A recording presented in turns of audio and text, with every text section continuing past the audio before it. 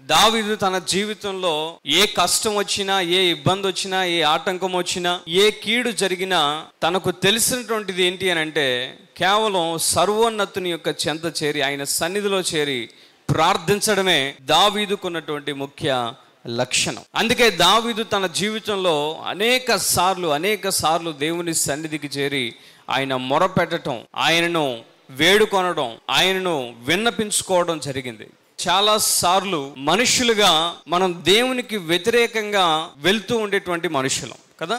ఏదో ఒక సమయంలో, ఏదో ఒక సందర్భంలో దేవుని యొక్క నియమముల ప్రకారం లేదా దేవుని యొక్క అడుగు జాడల్లో మనం నడవకుండా కొన్నిసార్లు దేవునికి వ్యతిరేకంగా అటు ఇటు వెళ్ళడం జరుగుతుంది. ఆ సమయంలో మనకి ఏమనిపిస్తుంది అని అంటే, మనం ఒకవేళ ఇంత పాపపు జీవితంలో జీవిస్తున్న మనము నోరు తెరిచి ప్రార్థిస్తే దేవుడు దాన్ని ఏమి వింటాడులే, నా యొక్క జీవితంలో ఇంత పాపంతో నిండిపోయి ఉన్నాను కదా, ఇంతగా నేను దేవునికి వ్యతిరేకంగా బ్రతుకుతూ ఉన్నాను కదా, అయితే నేను ప్రార్థన చేస్తే దేవుడు వింటాడా, నన్ను దేవుడు క్షమిస్తాడా అనేటువంటి ప్రశ్న అనేక మందిలో ఉన్నటువంటి కారణంగానే ప్రార్థించకుండా వెళ్తున్నటువంటి వైనం మనకు కనపడుతుంది.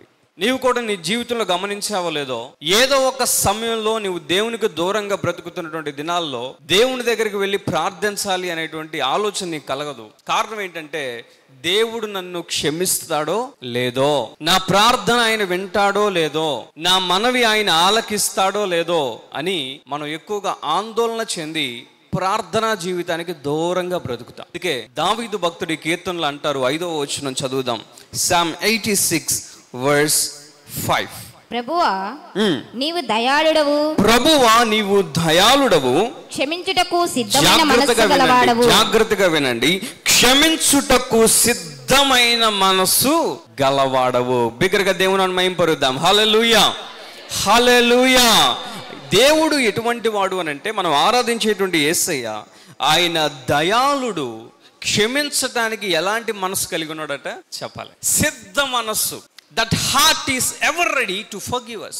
చూడండి, ఎవరి జీవితంలో అయినా మీరు ఏదైనా పొరపాటు మీ తోటి విశ్వాసతో కానివ్వండి, లేదా మీ ఇరుగు పొరుగు వారితో, లేదా మీ బంధువులతో, మీ కుటుంబీకులతోనే ఏదైనా తప్పు జరిగితే, ఏదైనా పొరపాటు జరిగితే క్షమించమని అడిగితే కూడా క్షమించే మనసు కొంతమందికి ఉండదు. అటువంటి కఠినమైనటువంటి మనస్తత్వాలను రోజు మనం చూస్తూనే ఉంటాం. కుటుంబం నుండి పనిచేసేటువంటి చోట వరకు అనేక మంది ఈ విధంగానే కనపడుతూ ఉంటారు. అయితే మనం ఆరాధించేటువంటి దేవుడు, ఆయనకున్న మనస్సు, ద హార్ట్ ఆఫ్ గాడ్, దేవుని యొక్క మనస్సు ఎలాంటిదట, అది క్షమించటానికి సిద్ధ మనస్సు కలిగినటువంటి హృదయము దేవుని యొక్క హృదయం. బిగ్గరగా దేవుని మహింపరుద్దాం.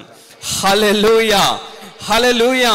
కాబట్టి ఈ యొక్క సమయంలో మనం ఆలోచించవలసినటువంటి విషయం ఏంటంటే, ఒకవేళ ఈ లోకంలో ఉన్నవారు ఎవరైనా సరే నిన్ను క్షమించడానికి ఇబ్బంది పడుతున్నారేమో, కానీ నీ తప్పులన్నిటినీ, నీ పాపములన్నిటినీ, నీ దోషములన్నిటినీ క్షమించడానికి నా దేవుడు ఎప్పుడు కూడా సిద్ధముగా ఉన్నటువంటి దేవుడిగా ఉన్నాడు. ఇంకెందుకు మనం భయపడాలి, ఇంకెందుకు ఆందోళన చెందాలి?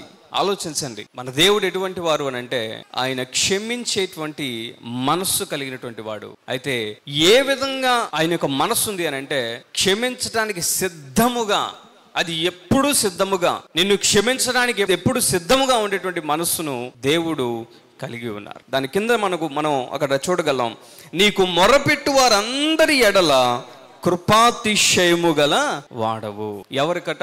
ఆయన మొరపెట్టేటువంటి వారందరికీ ఆయన కృపాతిశయము కలటువంటి దేవుడు. కాబట్టి ఈ సమయంలో మనం ఆలోచన చేయవలసింది ఏంటి అని అంటే, నీవు దేవునిని మొరపెట్టేవానిగా ఉన్నావా లేదా అనేది ఆలోచించే. ఎందుకంటే దేవుని కృపాతిశయమును, దేవుని దయాళత్వమును, ఆయన కనికరమును, ఆయన ప్రేమను, ఆయన క్షమాపణను అనుభవించాలి అని అంటే నీవేం చేయాలంటే, దేవునికి మొరపెట్టడం నేర్చుకోవాలి, దేవునికి ప్రార్థించడం నేర్చుకోవాలి, దేవునితో మాట్లాడటం నేర్చుకోవాలి. గడిచిన దినాల్లో ఈ సంవత్సరం ప్రారంభం నుండి ఒక్కసారి కూడా ప్రార్థన చేసిన అనుభవం నీకు లేదేమో, ఒక్కసారి కూడా దేవునికి మొరపెట్టాలనేటువంటి ఆలోచన నీకు రాలేదేమో. అది నువ్వు చేస్తున్న పాపం అవ్వచ్చు, బహుశా నువ్వు జీవిస్తున్న ఆ యొక్క విధానం అవ్వచ్చు.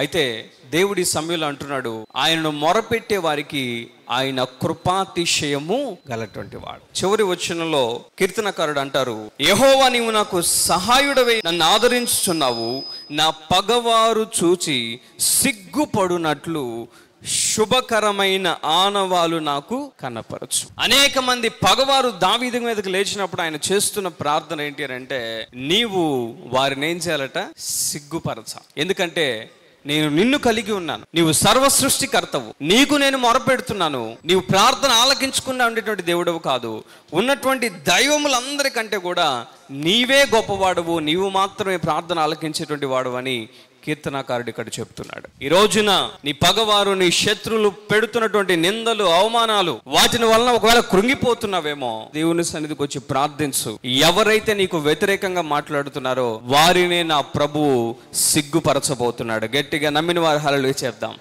హల్లెలూయా. కాబట్టి కీర్తనకారుడు ఏ విధంగా అయితే తన యొక్క జీవితంలో జరిగినటువంటి విషయాలను ఆలోచిస్తూ తన శత్రువుల గురించి, తన యొక్క ఆపత్కాలములో దేవుని మొరపెడుతూ ఉన్నాడు. కాబట్టి మనము కూడా అటువంటి మనస్సు కలిగినటువంటి వారిగా దేవుని సన్నిధికి వచ్చి ప్రార్థించే వారిగా ఉండాలి. అయితే ప్రార్థించిన మనందరికీ కూడా దేవుడు నిశ్చయముగా ఆయన సమాధానం అనుగ్రహించబోతున్నాడు. హల్లెలూయా.